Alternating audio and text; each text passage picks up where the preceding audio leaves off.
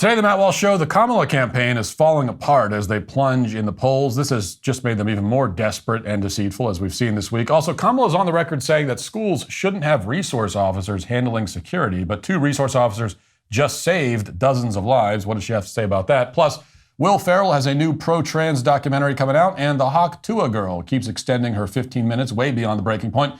Now she has a new podcast on the way. We'll talk about all that and more today on the Matt Walsh Show.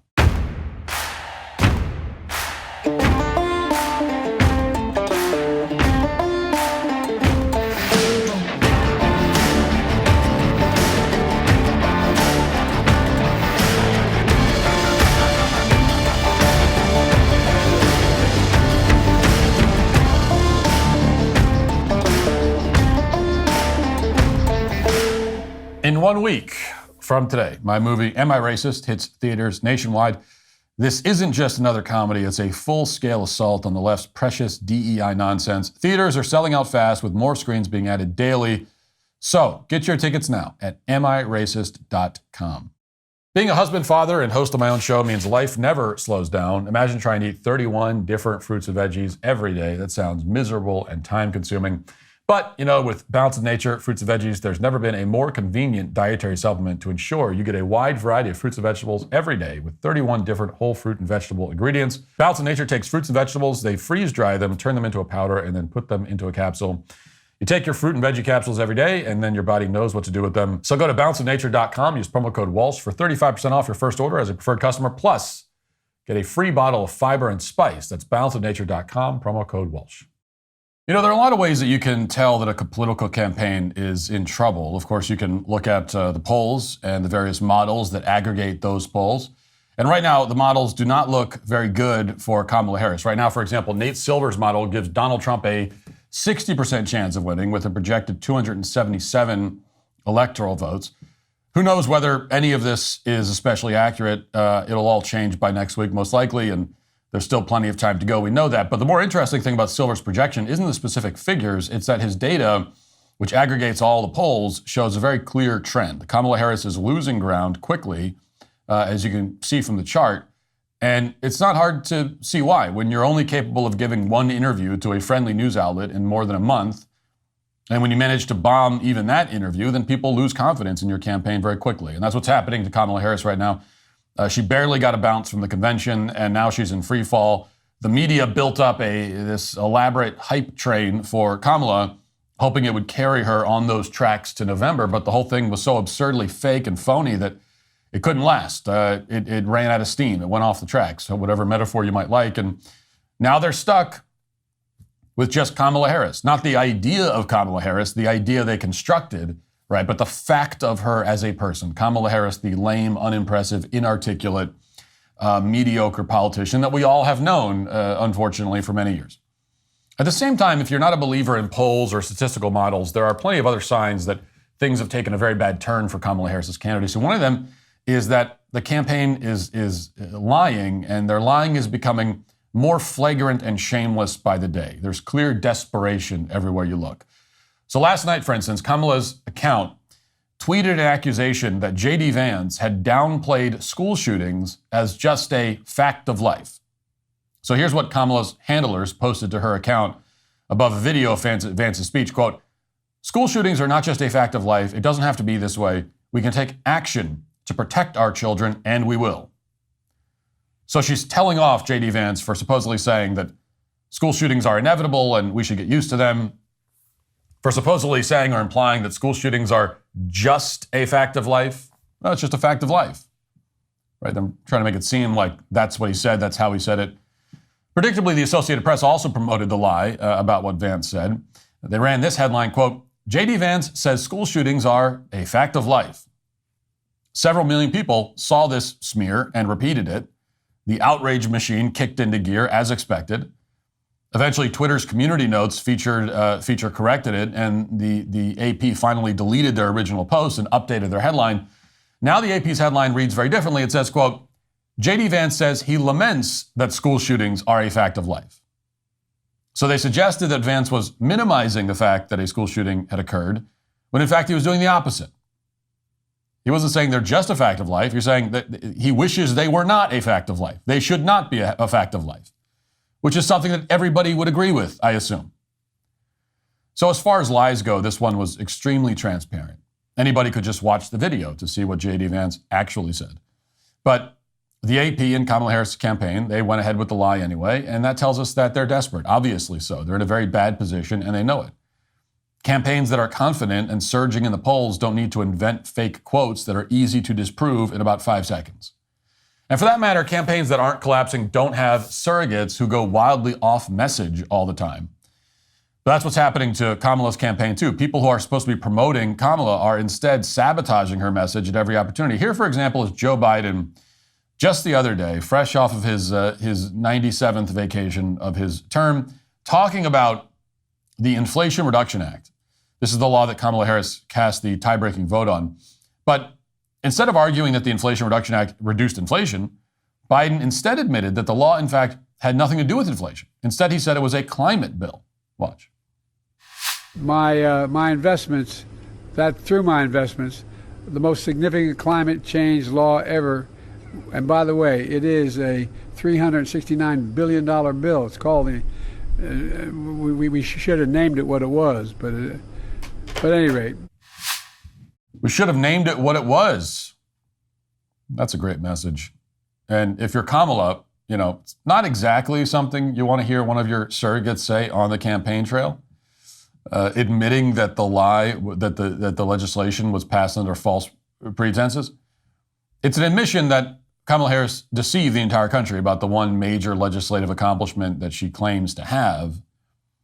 And once you admit that, there's no reason for anyone to trust you ever again. There's certainly no reason to trust her when she says that she can implement her economic agenda, including taxing unrealized capital gains, without destroying the U.S. economy. And just to underscore the point, another prominent supporter of Kamala, Mark Cuban, just went on CNBC to explain that taxing unrealized capital gains would be a disaster. Watch. On this unrealized tax issue, gain issue, and where we've talked about, those who are taking loans against their unrealized stock, et cetera, and then they say, well, if you start to tax that, we won't be able to make investments in startups. We won't be able to give money over to venture capitalists and private equity folks and other things like that. What's your feedback to that distinction? Because I wonder, once there's a critique of one, then of one policy, and you get rid of that policy, then of course it moves to the critique of the next version of it. Well, of course, but okay. So what I told him was, if you tax unrealized gains, you're going to kill the stock market, right? And it's going to be the ultimate employment plan for private equity, because companies are not going to go public because you can get whipsawed, right? I mean, my own personal experience back from the internet days, right? All of a sudden, I was cash poor, but equity rich, right? My net worth was enormous, but the number of dollars in the bank wasn't enormous.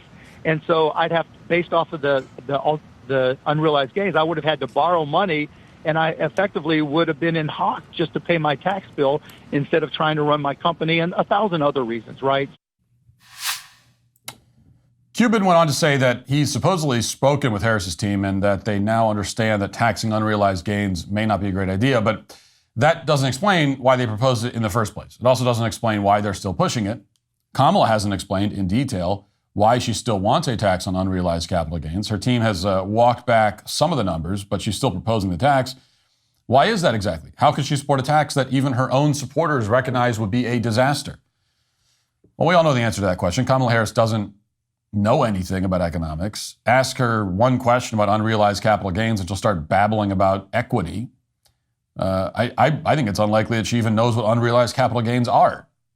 She's not going to be able to defend the policy even for a moment. Everyone, even her surrogates, understand this, and now they're comfortable coming out on television and admitting it.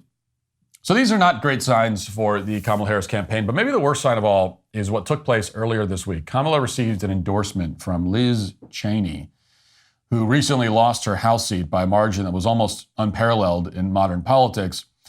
If there was ever an endorsement that qualified as the kiss of death, this is it. Here's the awkwardly filmed cell phone footage of the big moment when this endorsement was made. Watch. Because we're here in North Carolina, I think it is crucially important for people to recognize not only is what I just said about the danger that Trump poses something that should prevent people from voting for him, but I don't believe that we have the luxury of writing in candidates' names, particularly in swing states. And as a conservative, as someone who believes in and cares about the Constitution, I have thought deeply about this. And because of the danger that Donald Trump poses, not only am I not voting for Donald Trump, but I will be voting for Kamala Harris. Liz Cheney goes on and on about how Kamala Harris will save democracy and freedom in the United States. And people in the audience pretend to be excited about this endorsement. But if you go back just a couple of years ago, Liz Cheney had a very different perspective on Kamala Harris. She pointed out that Kamala had explicitly promised to suspend Americans' constitutional rights via executive order.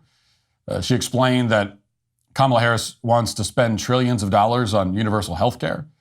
And she concluded that Kamala is a radical and that she's to the left of Bernie Sanders, and she's someone who no one should vote for. That's what she said a couple of years ago. Watch. In one fell swoop here, he has put somebody on the ticket whose voting record in the Senate is to the left of Bernie Sanders and Elizabeth Warren. So I think that, the American people are going to look at the substance of this. They're going to look at what she stood for in the past. They're going to look at what she said during the primary election. And it's very clear. She is a radical liberal. She's somebody that has said we ought to spend $32 trillion on Medicare for all. If you look at her record as well in California, she did, in fact, essentially ban gun sales with executive action. And she threatened during the primaries to do the same thing if she's elected. This is the kind of endorsement you'd probably rather refuse if you had the choice. There's no one on either side of the political spectrum who covets an endorsement from Liz Cheney. But now it's the endorsement that Kamala Harris is stuck with. This is the caliber of endorsement her candidacy is attracting as her surrogates are publicly disavowing her policy positions. As the ship sinks, Kamala Harris is quite literally getting endorsed by the biggest losers in all of politics. Of course, Kamala has no one to blame for this but herself because she's not appearing for interviews. So that means she has to rely on surrogates to explain what she stands for and why. Kamala herself is nowhere to be found. That's why people are still digging up clips of her speeches from several years ago just to try to figure out what a Kamala administration would look like. That's what we're reduced to when the candidate is incapable of speaking for herself.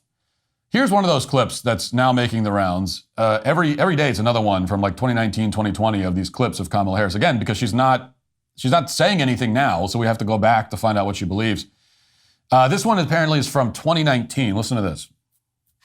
And will put the Department of Justice of the United States back in the business of justice. We will double the Civil Rights Division and direct law enforcement to counter this extremism. We will hold social media platforms accountable for the hate infiltrating their platforms because they have a responsibility to help fight against this threat to our democracy. And if you profit off of hate, if you act as a megaphone for misinformation or cyber warfare, if you don't police your platforms, we are going to hold you accountable as a community. As I outlined yesterday, politicians like Kamala demand censorship because without it, their candidacy falls apart. There are just too many obvious problems with her platform that don't withstand any scrutiny, so she wants to shut down the internet to prevent people from talking about them. Frankly, we're now at the point where Kamala would probably censor her own surrogates if she could. A candidate who isn't capable of speaking for herself is now struggling to contain the people that she's sending out to do her messaging for her. With just a couple of months to go until the election, more than any poll or statistical model, that's just about the worst imaginable sign for the Kamala campaign. And what that means is very clear based on what we're seeing so far. The lying and the panic are only going to intensify from here. Now let's get to our 5 headlines.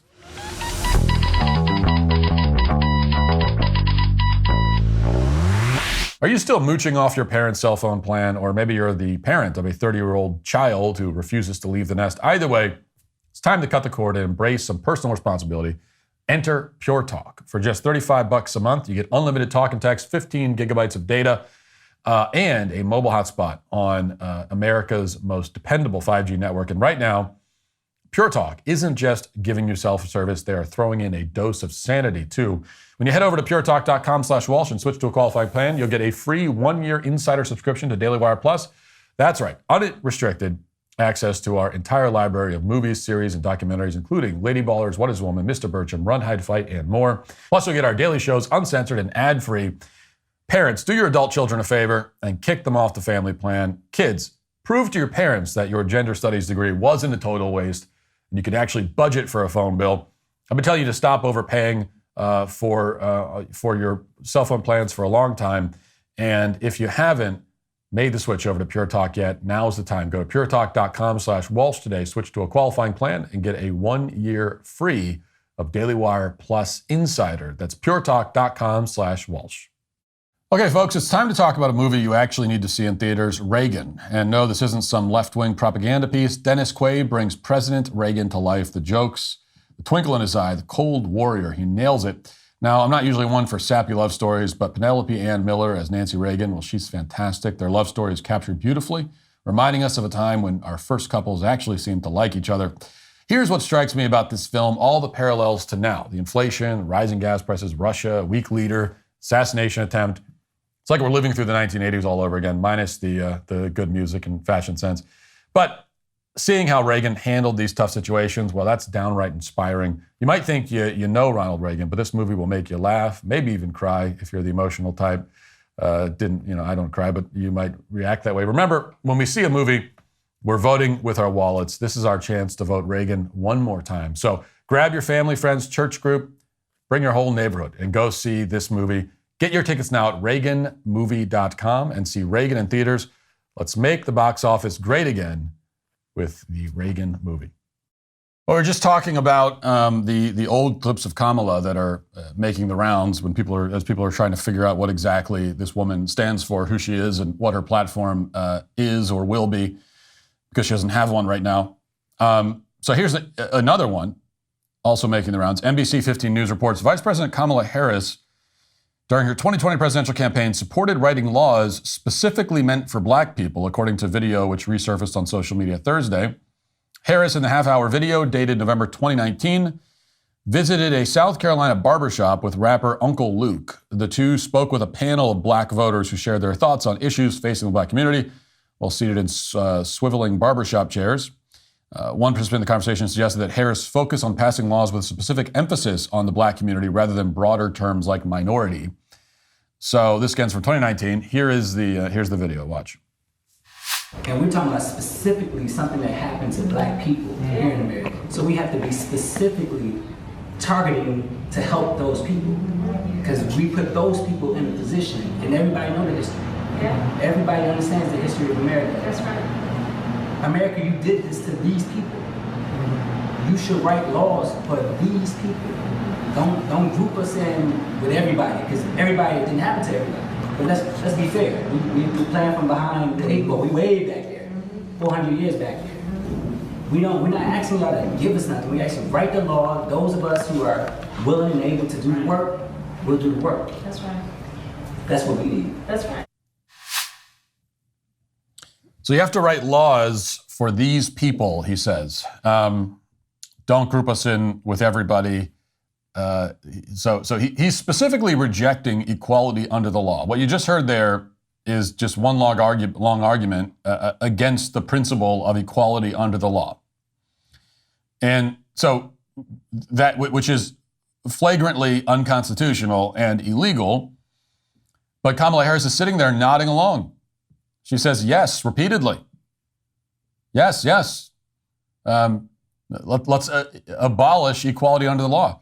So she agrees with it. This is what she believes in. This is her actual agenda. She's not going to say it out loud right now during the election, but this is what her agenda is.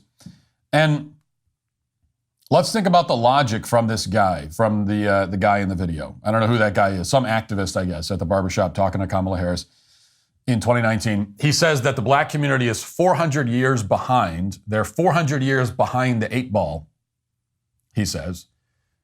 presumably because of slavery and so on. But what does that mean?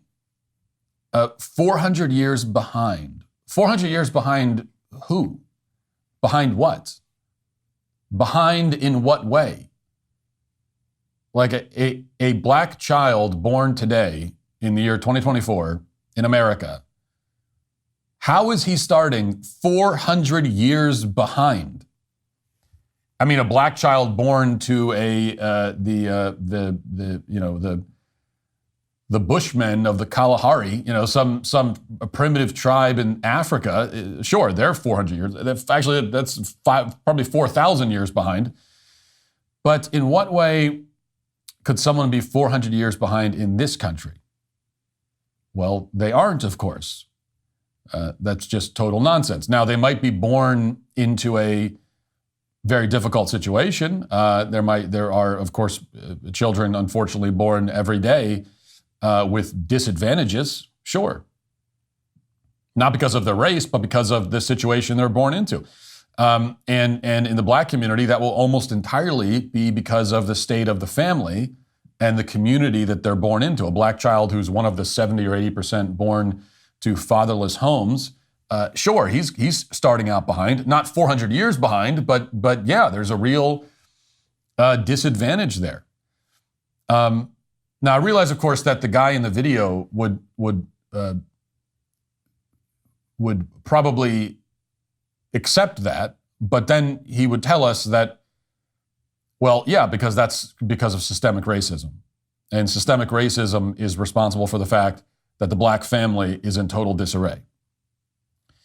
But that doesn't really make any sense at all, because 40 or 50 years ago, the black family was in better shape than it is right now. So if systemic racism and the legacy of Jim Crow and slavery are the reason why the black family has fallen apart, how does that make any sense? How could it be that as we get further from those times, the black family falls apart more and more? Shouldn't it be working the other way? Shouldn't you see the farther we get away from that, the better it gets? How could it be getting worse as we get farther away from that, if that is the reason why this is happening? So it doesn't make any sense. And it's because, the so-called legacy of slavery and Jim Crow has nothing to do with it.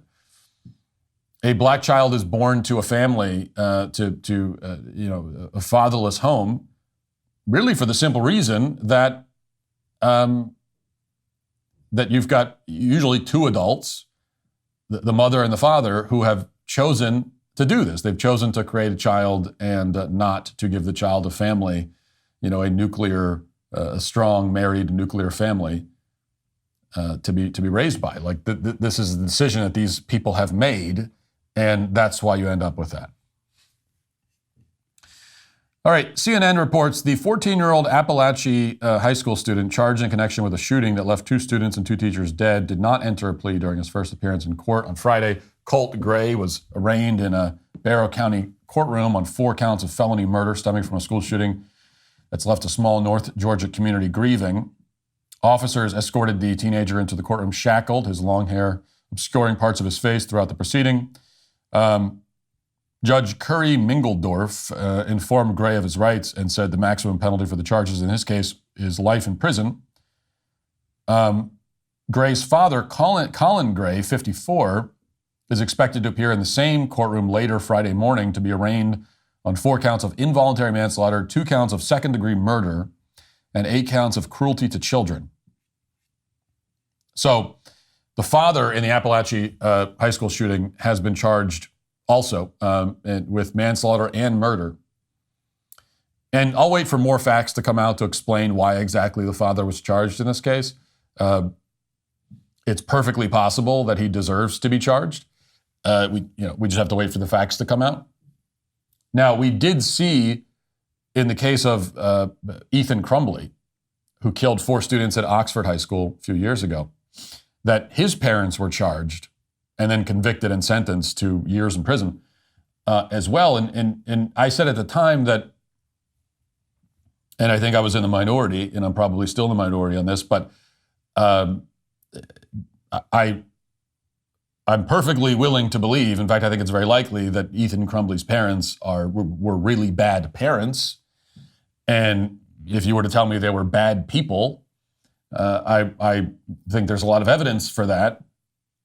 But I was worried at the time about a precedent being set where parents are automatically charged with a crime when their kids commit one. And I think that's a very, very dangerous precedent. It may be sort of emotionally satisfying to throw the parents in jail when the kid does something heinous, but the precedent here is troubling because the parents didn't actually commit the crime. And charging someone else for a crime that another human being commits, unless there was actual conspiracy going on and they were involved in some way, but if they weren't, charging them anyway it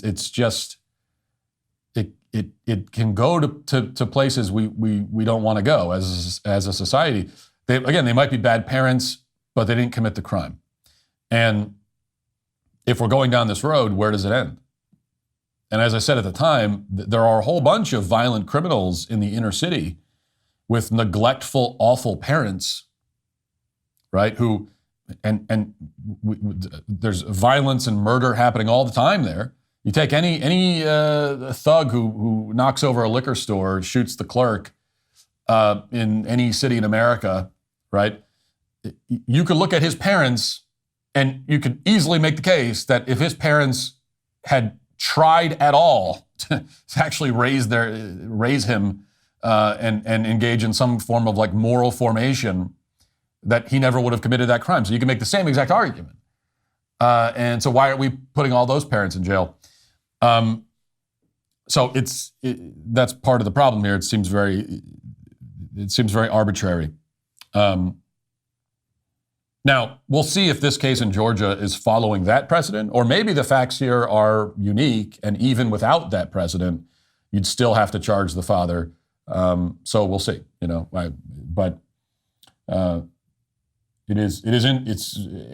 an interesting pattern that we're seeing emerge here. And there's one other point about the shooting that I wanted to talk about.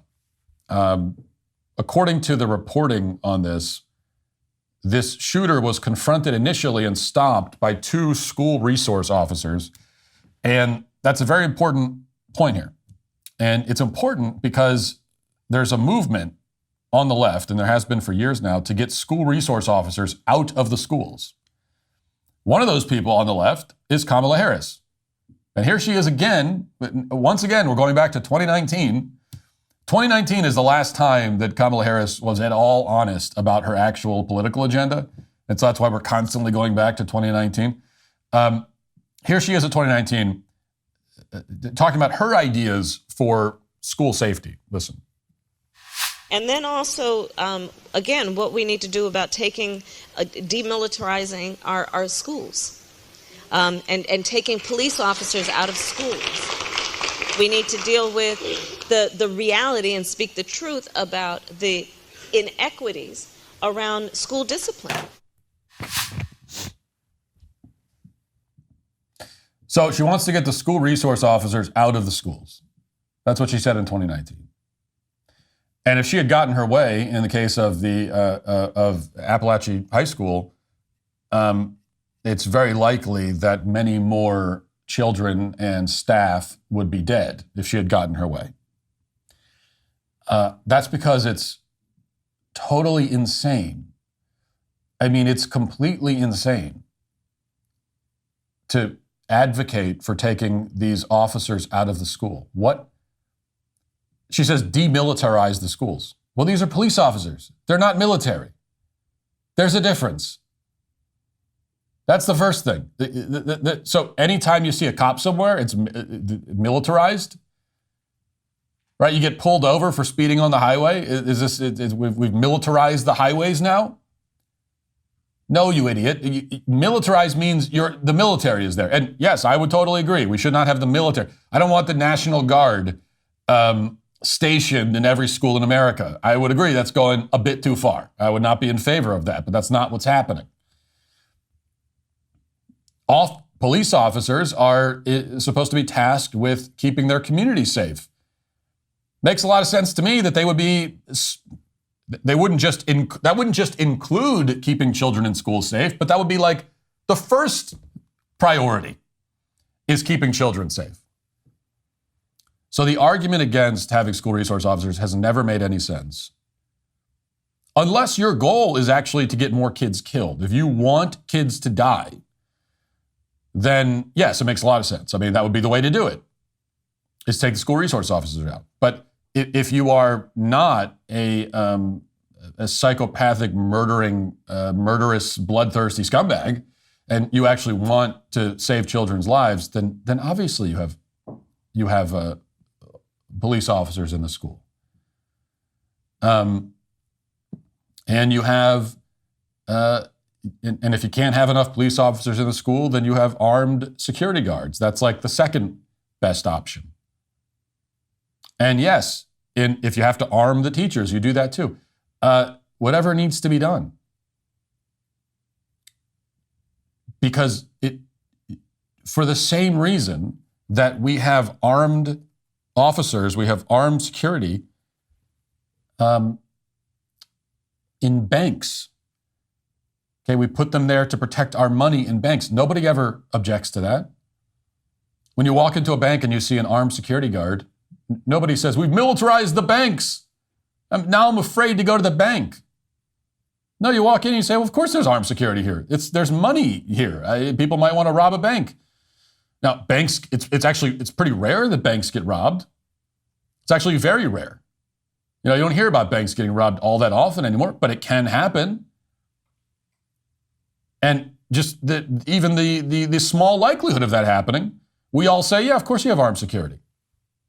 Yeah, this is where we know that there's a history of people wanting to rob banks. And we value our money. And so we say, let's have armed security there. When you go to any government building, they have armed security. Nobody has a problem with that. No one objects. Nobody's confused about it. We don't debate it. We say, yeah, I mean, it's very unlikely that anybody will go into a government building and try to kill people. But we understand that it could happen. And these are where government workers and politicians are. And I guess we value them to some extent. And so we say, yeah, there should be armed security. So in all of these contexts, we have no issue with it because we value money, we value politicians, government workers. Okay, you go to the Social Security office and there's going to be an armed security guard there. Protecting what? Paperwork? So we value our paperwork. And then we've got these buildings where we keep our children. 50 million children go into these buildings every single day. And there's a debate about whether or not we want to protect them. It's insane. It's totally crazy that there's any discussion about it whatsoever. And the argument against it is always, well, but there shouldn't be school shootings. It just shouldn't happen. Yeah, it shouldn't happen. There also shouldn't be people robbing banks, but they do sometimes. And there will always be people doing that sometimes. So shouldn't happen, what the hell does that mean? What do you do with that? It shouldn't happen, yet it does. This is the point J.D. Vance was making. He says it's a fact of life. And then you have these morons that are, well, how could you say it's a fact of life? I don't know, because it is, you idiots. I wish it wasn't, but it is. Cancer is a fact of life. If I say cancer is a fact of life, is that me supporting cancer? Am I being an apologist for cancer because I point out that people get it and it's bad and we should try to prevent it? These people are they're either total abject, just brain dead morons, or they want kids to die. Those are the only two reasons why anyone could object to having police officers in the schools, armed security in the schools. There is no smart, honest reason outside of that. There just isn't. The most consequential debate in our history is set as Trump and Harris face off on Tuesday, September 10th, We're going backstage to bring you a live simulcast of the debate and reactions from the most trusted voices in conservative media. Join me, Ben Shapiro, Michael Knowles, Andrew Klavan, and Jeremy Boring for full coverage and analysis. Watch live on Daily Wire Plus. Finally, all right, I'll play a little bit of this for you. This is Netflix has a trailer for a new documentary starring Will Ferrell. And let me read the caption here. Will Ferrell and his close friend, former head writer at SNL, Harper Steele, embark on a cross-country road trip together after Harper comes out as a trans woman in the documentary film Will and Harper, in select theaters this September and on Netflix September 27th. Here's a little bit of this. Hi there, I'm Will Ferrell, one of the greatest actors in the world. A long time ago, back when I was at Saturday Night Live, I met a guy who was hired as a writer the same week I was hired. He wrote a bunch of sketches for me and eventually became the head writer of SNL. And over the years, he became one of my closest friends. And then one day, I got this email. Hey, Will, something I need you to know. I'll be transitioning to live as a woman. I don't doubt that Will is my friend, but I'm not Andrew Steele anymore. It was just, whoa. I love this country so much, I just don't know if it loves me back right now. Harper, would you want to do a road trip as this new version of yourself and at the same time figure out what this all means to us? Do you recognize this guy? This is a Hollywood movie star. No. You don't recognize him? Okay. That's okay. Roll up the window. Were you a little worried about how to talk to me when I came out to you? Yeah, probably a little nervous. There are no ground rules with friends, I'm telling you. I invite any friend of mine to ask me these questions. I am not afraid to talk about them. There's a question. Do you think you're a worse driver as a female driver? That's the dumbest. That's so, no, that is so, oh, you. Zing. But I am. Woo. Yeah. Oh, yeah. This is my friend Harper. How you doing? Nice to meet you, bro. Hey, not a bro, She. though. It's a she, but that's okay. Yeah, sorry. This is probably around the age where I started to feel just kind of weird. Yeah. Here's my first question. First of all, has any actor in Hollywood fallen off harder than Will Ferrell? And I was thinking about this yesterday. In fact, I'm doing the promotional tour for Am I Racist, which comes out September 13th. Tickets on sale at amiracist.com. And I'm asked a lot about like the state of comedy in film today. And so, I've kind of been thinking about this, and you've got guys like Will Ferrell, Seth Rogen, Steve Carell, a lot of other guys in that era who were making good comedies in the early 2000s. And then all at once, like all together, really, it seems like they all just stopped at the same time. It's like they all agreed. There was some kind of pact between all of the people that were making funny comedies, from the years 1998 to 2012 approximately. And I guess they all pledged to just never make anything funny or interesting ever again. And nobody has lived up to that pledge more than Will Ferrell. Because the truth, like the guy used to be legitimately funny. I'm not going to be one of these people that sees that he's a woke and lame now and says, that guy was never funny. He always sucked. No, I mean, Anchorman is a classic. It might be, I don't know how well it holds up, really. If it might be one of those you had to be there sort of things. I can watch it now if I'm at a hotel or something and it's on TV. I can put it on and watch it and still laugh. But it's hard for me, because I saw it when I was like the right age when that came out, and I don't know if you were not around when that movie came out and you watch it now. I think you might just find it to be only stupid and not funny. I'm not sure, but in my mind, it's a classic. You think about his roles in movies like Old School, very funny. Step Brothers, really funny for about an hour. It overstays its welcome, I think that movie does. It starts to drag as the joke is worn out. Because the whole joke is, and this is what Will Ferrell used to do, he'd make a movie where there's one joke, and the joke is this guy's a dumb, overgrown man-child, and that's it. That's the entire joke. And, you know, and it's funny to see that play out in various scenes, but it's like once you get past the 60-minute mark, all right, yeah, okay.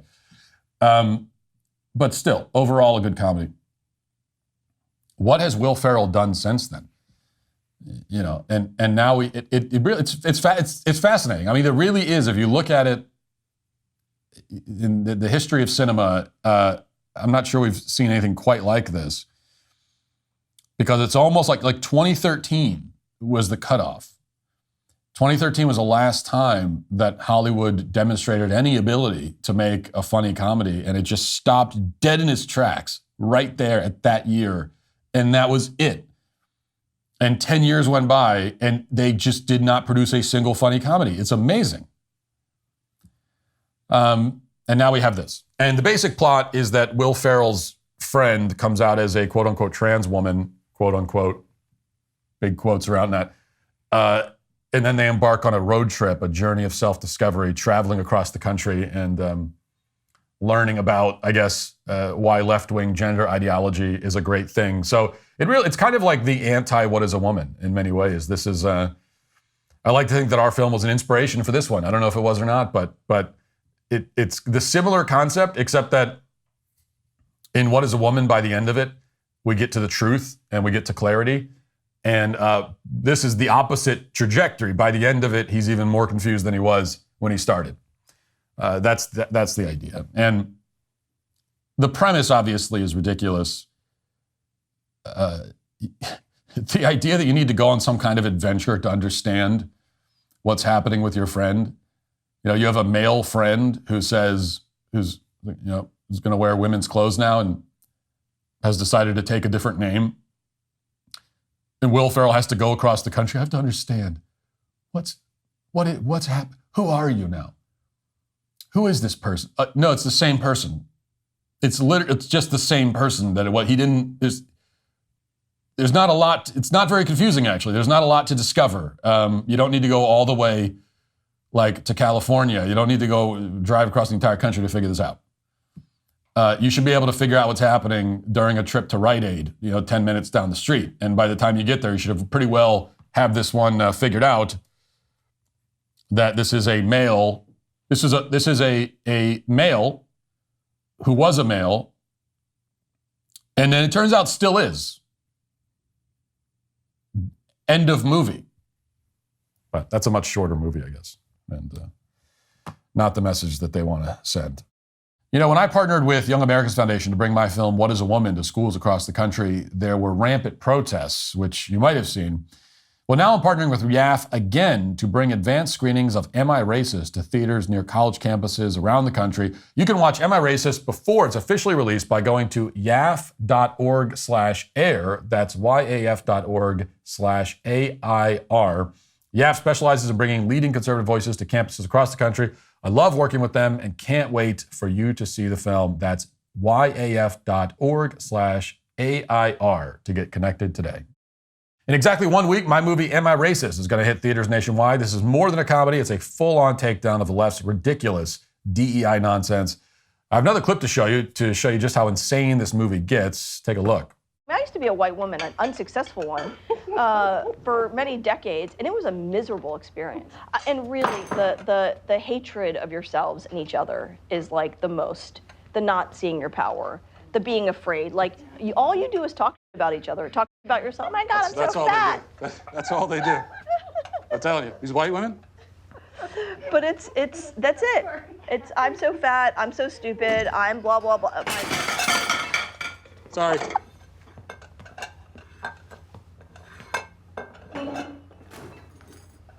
Your kids are watching you, and they're watching you talking shit about each other, raging against the machine or being silent or whatever the hell it is that you're doing or not doing, and they know that you're not doing shit for them. That's so important. That is so important what you just said. It's really important. That's all. We may have to add you to our team. Oh, I would love to take a seat and join you. No, you're not allowed to. Okay. Definitely not allowed. Okay. I have my DEI certification that I got. Okay. So, not saying I'm an expert, but I'm also not a novice. So, okay. White people are starved for these conversations. We are. We're so starving. Yeah. We are so starving for this. Anyone else want to say anything?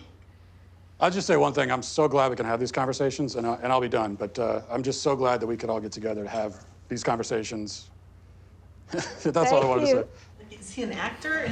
Are you an actor? Oh, Can no. you let us, we're trying to listen and trying to have this conversation. Okay, you know, we're all acting all the time in our lives. And I think that that's part of the problem, you know?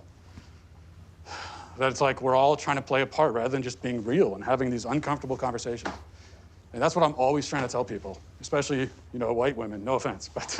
No, so, but see, like, you're a white dude. There's power positions, and, Yeah. you know, it's pointing white people pointing fingers at each other is not helpful. You know, I've been on this journey for so long, and just to see you guys at the table having this conversation has been really enlightening for me. Anyway, I got the DEI certification, and I'm just on the journey. All right, you ladies have a great night. Decolonize yourself. Do your own white supremacy dismantling. And then you can start to bring in other people. Can I just say one last thing? Can I just propose a toast?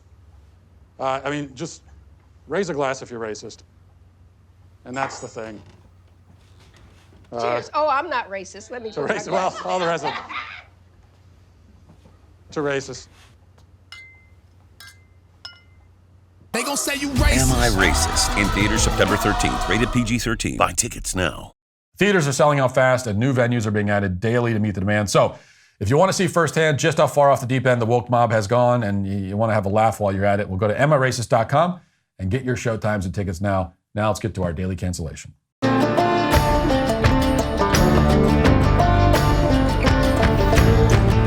There was a time not too long ago when the phrase 15 minutes of fame meant something, and it was, pretty close to actually 15 minutes. People recognized that just because someone did something to attract attention, we didn't necessarily have to keep giving them attention for months and even years after the fact.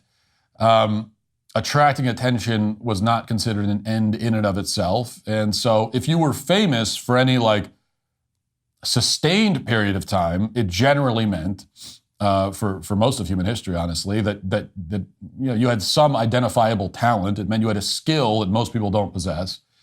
And that was kind of the bare minimum. But that's changed now, and fame is now unquestionably cheaper and more meaningless than it's ever been in the history of the world. It takes nothing to become famous now. It doesn't mean anything. And there's no greater evidence of this unfortunate fact than the ongoing prominence of Haliey Welch, a 21-year-old woman who, of course, became famous back in June for creating the Hawk Tuah meme. That's the most benign way I can describe her rise to fame. In another era, making a vulgar sex joke during some man on the street style interview would maybe buy you a day or two of attention at most. Jay Leno would, he'd put you on his show and the crowd would laugh politely and applaud and then everyone would move on. But in 2024, making a crude sex joke in a man on the street interview gets you millions of social media followers, all kinds of endorsement deals, a line of merchandise, hundreds of media appearances.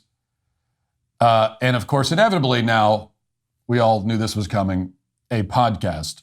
Watch. Y'all really thought I was done? I'm just getting started, baby. I'm Haliey Welch. A little while ago, my life took a complete left turn and it changed forever. And along the way, I've realized that everybody's entitled to their own opinion. Well, now it's my time to talk.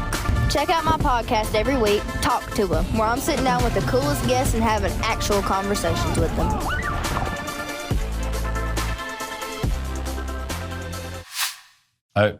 I mean, Talk Tuah is a pretty good name for the podcast, I have to admit. I hate that I have to admit that. It's clever. Can I say something else too? And no one, the guy who interviewed her when she made the Hawk Tuah comment, why isn't he famous? Who is that guy? I don't even know. I can't even picture what he looks like. I don't know his name. He's really the one who got scammed in this whole deal. He managed to create and produce unfortunately, one of the most viral pieces of content of the year that made its way into the kind of cultural zeitgeist. And he gets nothing out of it. No one even knows that guy. I mean, if I was him, I'd be pretty, bitter about that. Anyway, to be as fair as possible to this whole idea, it's clear what they're going for. They're leaning into the idea that Welch shouldn't be famous, but she is. That's why she started a company called 16 Minutes to sell her merchandise, which is obviously a play on the idea of 15 minutes of fame. So there's a whole Kardashian angle to the marketing here, where Haliey is famous for being famous, and we should all loosen up a little bit and enjoy it, I guess, is the idea. What's left unanswered in that teaser, though, is what exactly would this podcast be about? I mean, what do you have? She says that she's going to talk to the coolest people and give her own opinion in actual conversations, as opposed to what, fake conversations? What do you mean? Oh, this podcast, you got to listen to this podcast. Have you heard the Talk Tuah podcast? Oh, you haven't? You got to hear this one. This one's different. She's having actual conversations. No, actual, not fake. No, they're not pretending to have it. They're actually having they're having a conversation. It might not be an interesting conversation, but it's a conversation. It's happening. So she's not more specific than that.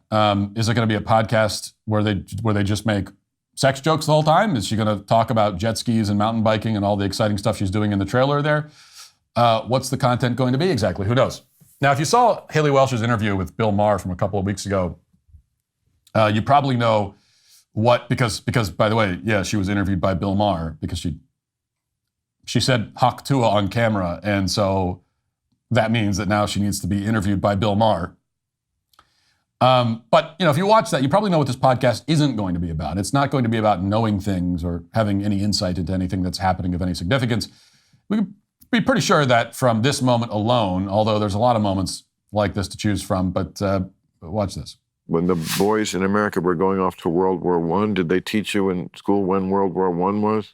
I'm sure they did, but I probably took a nap in that class. Do you have any idea? Let's see, I'm going to say it was in the 1914 to 1918 was World War I. World War II was the 1940s, the first half of the 1940s. You weren't born yet. I was not. But it's important that you know these basic markers in history. I know I'm the grumpy old man here, but I can't. I can't even laugh at it. You're an adult. I think she's a college student, right? She went to college, probably. I don't know. And you're not sure about the century when World War I happened? Now, plenty of moments like that. You can watch the whole thing if you're so inclined to for some reason. But apparently she can guess when World War I took place within about 100 years. She barely had the century down. So needless to say, this will not be a history podcast. And we're not going to belabor the point, but how do you manage to make it to the age of 21 without having absorbed the basic information about the century when the world wars occurred? Even if you're not paying attention in school, it seems like just by accident you would at some point encounter that and it would seep into your brain somewhere. So this leads us to a problem: is how do you make a podcast when the host doesn't know anything at all about anything? Well, according to Yahoo, after much consideration, a genre for this podcast has been identified. Here's the headline, quote, Hawk Tuah girl Haliey Welch will give relationship pointers in new podcast Talk Tuah. Yahoo goes on to report that, quote, Talk Tuah is a part of the Better banner, the media company founded by Jake Paul. It will be a weekly podcast showcasing a mix of different personalities and interviews. So this is now a very well-funded relationship podcast where the Hawk Tuah girl will be talking to guests about how to fix their problems with their boyfriends or spouses or whatever. It's launching in a few days. Now, admittedly, as of right now, it's not clear if this is just some elaborate prank. It's possible that callers are going to ask Haliey Welch what they should do in their relationship, and she's just going to respond with the same two-word catchphrase that, made her famous over and over again. And the crowd will go wild because that joke just can't possibly ever get old, apparently. But maybe there's going to be more to the podcast than that. Maybe Haliey will seriously try to assess other people's relationships, try to offer them advice, as Yahoo reported. And if that's the case, it's actually even more ridiculous. There is no universe in which a 21-year-old girl should be offering relationship advice to anyone for the simple reason that she doesn't have meaningful experience in adult relationships. As you know, because I've complained about this many times in the past, this is a problem that is not specific to Haliey Welch. There has been a proliferation of people on social media and in podcasts giving relationship advice, despite the fact that they have no wisdom on the topic to impart at all. They have had no success in that area at all, and yet they're giving advice. So this is my opportunity to get back on my familiar soapbox once again to remind you that you should not listen to relationship advice or insight from anyone who does not have demonstrable success in the area of romantic relationships. This should be controversial. You know, if I told you not to listen to car maintenance advice from somebody who can't even change their own tire, you would immediately agree. Same principle applies here. Almost all of these relationship podcasts are worthless, worse than worthless, because they're run by people whose only experience with relationships is failing at them and who have not learned anything from the failures because they keep failing. And so it's not like they can give you advice based on, they can't tell you the things they learned the hard way because they haven't learned anything. Success in a romantic relationship means meeting someone, dating, getting engaged, getting married, and then staying married. Nobody is qualified to dispense advice on romance or relationships unless they have completed all of those steps. And even then, like 80% of the people who have completed all of those steps still probably don't have much to say of any value on the topic. That's just the reality. But certainly we can say that everybody who has yet to complete the steps has nothing of value to say on the topic at all because they couldn't possibly. Now, I don't blame Haliey for not being married yet. She's only 21, but that's the point. 21-year-olds have almost no experience being adults in the world. It's unlikely they have much wisdom to offer. I certainly didn't at that age. I doubt that Haliey does. The only notable thing that she's done is make a sex joke. But, you know, for now, her handlers are pretending that the sex joke is evidence that she's an interesting and brilliant person. In promoting this new podcast, Better Media says that, quote, Haliey Welch is a bona fide superstar, and her charisma, unique perspective, and innate connection with her audience makes her the perfect fit for our platform. Hawk Tuah will bring a fresh and dynamic voice to our content lineup, and we can't wait for our audience and brand sponsors to connect with Haliey in an authentic way that embodies the ethos of Better Media as a whole. The ethos. So they're falling back on the corporate PR speak because they know there's no substance to any of this. The point of promoting this person is not to help anyone through their marital problems or give them guidance on finding a spouse or anything else. The point of promoting her is to turn her 15 minutes of fame into a lot of money. And if that means giving a lot of very bad advice to a young, impressionable audience, then that's what they'll do. And they'll do it as shamelessly as possible. And that is why I'm afraid to say Haliey Welch, the Hawk Tuah girl, and everyone promoting her podcast and anyone involved in it, and anyone who listens to it, and just everybody, they're all today canceled. That'll do it for the show today. Thanks for watching. Thanks for listening. Have a great day. Talk to you on Monday. Godspeed.